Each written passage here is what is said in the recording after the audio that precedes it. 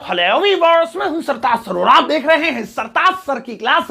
भाई साहब, इंग्लिश में कुछ वर्ड्स दो मुंह वाले होते हैं, डबल साइडेड। आई उनकी जो हिंदी होती है वो दो तरह की होती है। जैसे फ्लाई मतलब उड़ना भी होता है, उड़ाना भी होता है। बॉयल मतलब उबलना भी होता है, उबालना भी होता है। बात मतलब नहाना भी होता है, नहलाना भी होता है। ऐसी और भी है। अब लोग इसको लेकर अक्सर कंफ्यूज हो जाते हैं, अबे कहां पे कैसा है, कहां पे उड़ना होगा, कहां पे उड़ाना होगा। वर्ड तो एक ही है। तो आज मैं आपको इसकी पहचान बताऊंगा ढंग की। अब भाई साहब, ऐसी जहरीली वाली इंग्लिश की जानकारी पाने के लिए इस वीडियो का अंत तक जरूर देखिएगा। आगे बढ़ने से मेरे चैनल को सब्सक्राइब कर दीजिए, सब्सक्रिप्शन बटन पर में एक बेल आइकन को उसको दबा दीजिए ताकि रोजाना वीडियोस के नोटिफिकेशंस आपको बिल्कुल टाइम पर मिल जाए।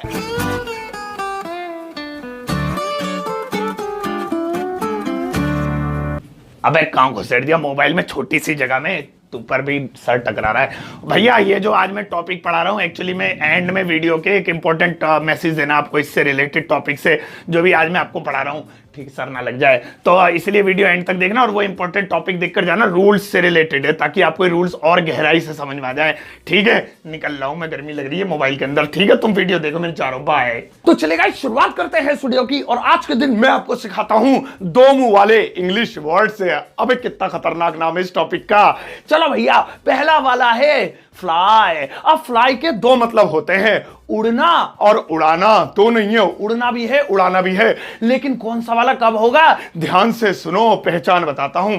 अगर फ्लाई के बाद नाउन आए तो इसका मतलब होगा उड़ाना, और अगर फ्लाई के बाद प्रीपोजिशन आए तो वहां पर उसका मतलब होगा उड़ना। सही है, नाउन आए तो उड़ाना, प्रीपोजिशन आए तो उड़ना। आओ चलो देखो, जैसे एग्जांपल लेते हैं दो।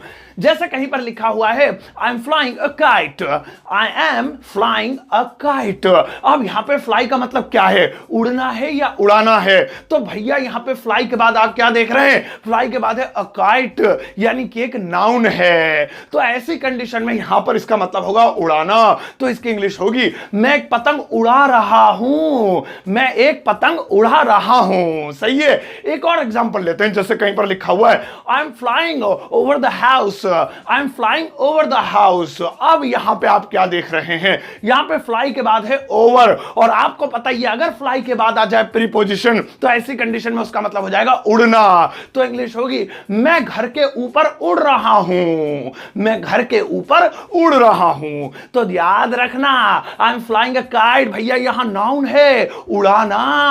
आई एम फ्लाइंग ओवर, अब यहां पे प्रीपोजिशन है उड़ना। अब कोई कंफ्यूजन नहीं रहनी चाहिए, पक्का अब तुम कर लोगे। सही है, याद रहेगा। आओ नेक्स्ट दो मुंह वाला इंग्लिश का वर्ड देखें। और भैया नेक्स्ट वाला है बॉयल। अब इसके भी दो मतलब होते हैं, उबालना भी इसी का मतलब, उबलना भी इसका मतलब। भैया कौन सा वाला कैसे बनेगा, कहां पर क्या मतलब होगा, तो सुनो इसकी ट्रिक मैं बताता हूं।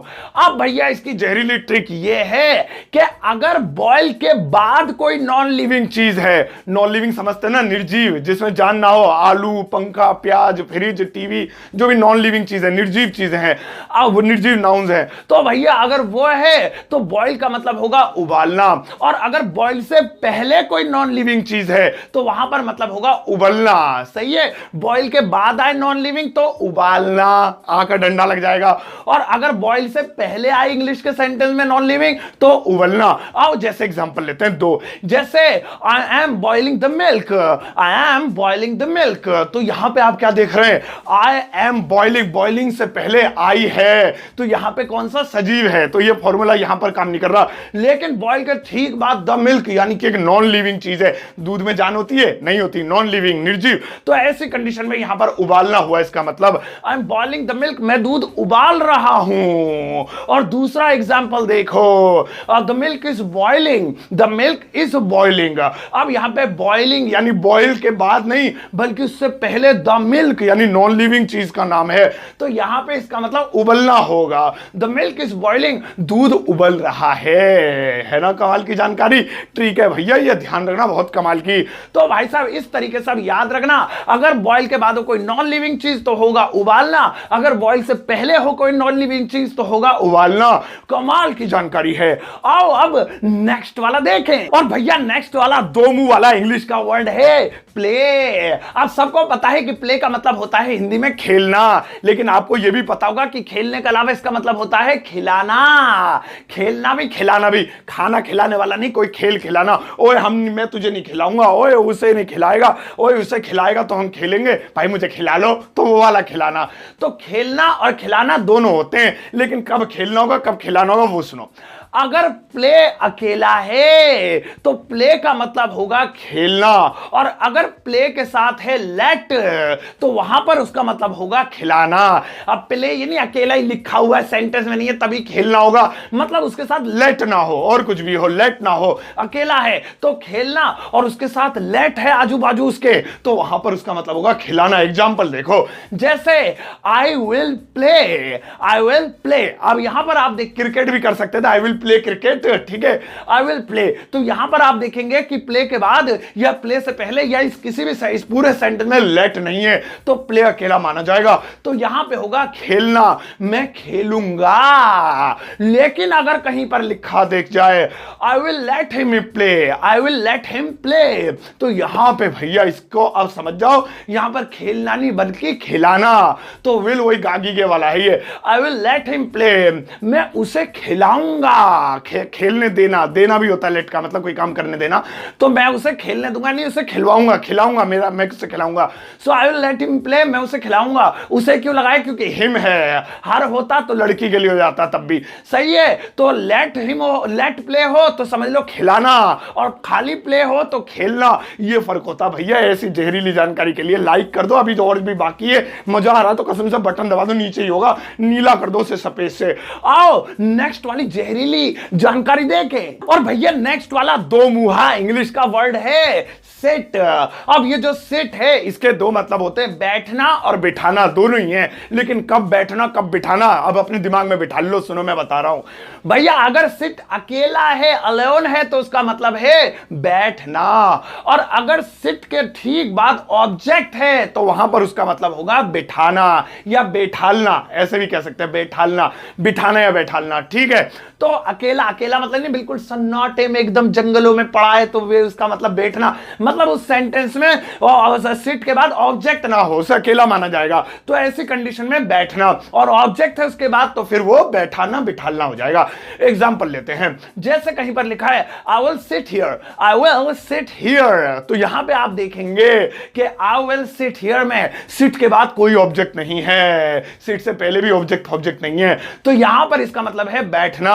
आई विल सिट हियर, मैं यहां बैठूंगा, आई में विल गागी के लिए फीचर इंडेफिनिट, और सिट बैठना, और हियर मतलब यहां पता ही है। लेकिन अगर लिखा है I will sit him here, I will sit him here, तो अब देखो सिट के फौरन बाद क्या है, हिम, जो कि ही का ऑब्जेक्ट है। ऑब्जेक्ट पता ही है ना, ही का हिम, शी का हर, आई का मी, वी का से, दे का देम, इट का इट, ऐसे होता है, तो वही ऑब्जेक्ट हो गया। तो I will sit him here, तो यहां पे ऑब्जेक्ट बढ़ गया, बस बाकी सारी चीजें सेम है, तो इसकी इंग्लिश होगी मैं उसे यहां बैठाऊंगा या मैं उसे यहां बिठा लूंगा, बैठाऊंगा बिठा लूंगा। समझ में आया ना, है ना, बढ़िया चीज। तो चलो फिर से एक बार फिर से समझ लो, सिट के बाद अगर ना हो ऑब्जेक्ट तो बैठना, सिट के बाद अगर हो ऑब्जेक्ट तो बिठाना बैठालना, सिट के बाद अगर ना हो ऑब्जेक्ट तो बैठना, सिट के बाद हो अगर ऑब्जेक्ट तो बैठाना और बिठालना। अब दिमाग में बैठ गई जानकारी। आओ अब नेक्स्ट वाले पे थोड़ा मारें, और भैया नेक्स्ट वाला है बाथ। बाथ का हिंदी में मतलब होता है, सबको पता है, नहाना, लेकिन इसका मतलब एक और होता है नहलाना, यानी नहाना और नहलाना दोनों इसी के मतलब, लेकिन कब नहाना कब नहलाना मतलब समझ में नहीं आ रहा। अब आएगा, सुनो सुनो सुनो सुनो, सब बैठो, राहुल नीचे बैठ जाए। अब भैया सुनो भाई साहब, अगर बाथ के साथ है टेक, यानी टेक बाथ, तो मतलब होगा नहाना, और अगर बाथ के साथ है गिव, यानी गिव बाथ, तो होगा इसका मतलब नहलाना। टेक बाथ नहाना, गिव बाथ नहलाना, इसमें तो अच्छे से समझ में आ जाएगा पहचान इसकी, टेक और गिव का फर्क है, ठीक है। अब मान लो कहीं पर लिखा है I am taking bath, I am taking bath, तो भैया अब यहां पे आप क्या देख रहे हैं, आप देख रहे हैं कि यहां पे टेकिंग, टेक लिखा हुआ है, यानी आईएनजी के साथ, वो तो कंटीन्यूअस टेंस है इसलिए आईएनजी लग गया, तो टेक बात है, बात के साथ टेक है, तो नहाना, मैं नहा रहा हूं, आई मीन मैं नहा रहा हूं। और अगर कहीं पर लिखा हो I am giving bath to him, I am giving bath to him. तो अब यहां देखिए बात के साथ गिव लिखा हुआ है, तो अब नहाना नहीं नहलाना, तो इंग्लिश होगी मैं उसे नहला रहा हूं, मैं उसे नहला रहा हूं। उसे हिम हो गया, शी हर हो जाता, और अपना किसी को भी पेट एनिमल है कुछ भी है वो नाम आगे टू के बाद लगा सकते थे। ये ऐसे भी हो सकता था आई एम गिविंग हिम बाथ, ऐसे भी कर सकते थे। तो सही है, तो टेक बाथ मतलब नहाना, गिव बाथ मतलब नहलाना। अब भाई साहब हो गया खत्म। चलो भैया स्क्रीन क्लियर, इरेज कर दो बस। अब बारी है एक जरूरी मैसेज की, वो ये है भैया इस टॉपिक के बारे में कि जो टॉपिक मैंने आज आपको पढ़ाया सिर्फ डीपली नॉलेज देने के लिए था, लेकिन जैसे जैसे आप इंग्लिश अच्छे सीखते जाएंगे आपको इन सारे रूल्स की जरूरत नहीं पड़ेगी, वो ऑटोमेटिकली सिचुएशन के अनुसार आपको समझ आने लगेगा कि किसका मतलब क्या है। एग्जाम्पल के तौर पर I am boiling the milk, तो I am boiling the milk का मतलब मैं दूध उबल रहा हूं या उबाल रहा हूं। आप कहेंगे उबल रहा हूं कैसे को उबाल होगा, ये तो गलत हो जाएगा ना वरना। तो देखो आपको पता चल गया ऑटोमेटिकली उस सिचुएशन के हिसाब से। और अगर होता मिल्क बॉइलिंग, मेरे को इसकी हिंदी क्या है, दूध उबल रहा है या उबाल रहा है, तो आप कहोगे दूध उबाल रहा है थोड़ी दूध उबल रहा है, ये होगा ना। तो देखो सिचुएशन के हिसाब से पता चल गया, तो ऑटोमेटिकली ये चीजें सिचुएशन के हिसाब से पता चल जाती है। मतलब आपको अगर ये चीज समझ में नहीं भी आई है तो डोंट वरी, आप चिल मारो, बस आपने देख लिया काम हो गया। और अगर समझ में आ गया तो अच्छी बात है, फिर दूसरे तक पहुंचाओ। अब चलो भैया आपके लिए एक होमवर्क है, और वो ये कि आपको देता हूं मैं 4 सेंटेंस, बोल रहा हूं इतने चिपकाई दिया करो, आपसे कहना ही पड़ेगा, चिपकाओ ये रहे। और वो 4 सेंटेंसेस ये रहे, आपको इनकी इंग्लिश ट्रांसलेशन करके वीडियो कमेंट बॉक्स में चेपना है। मैं लाइक कर चेक कर दूंगा और आपको एक हार्ट भी दूंगा प्यारा सा, ठीक है। इसे जरूर कर लेना, इससे प्रैक्टिस होगी आपकी। और ये वीडियो आपको कैसी लगी वहां ये भी टाइप करना।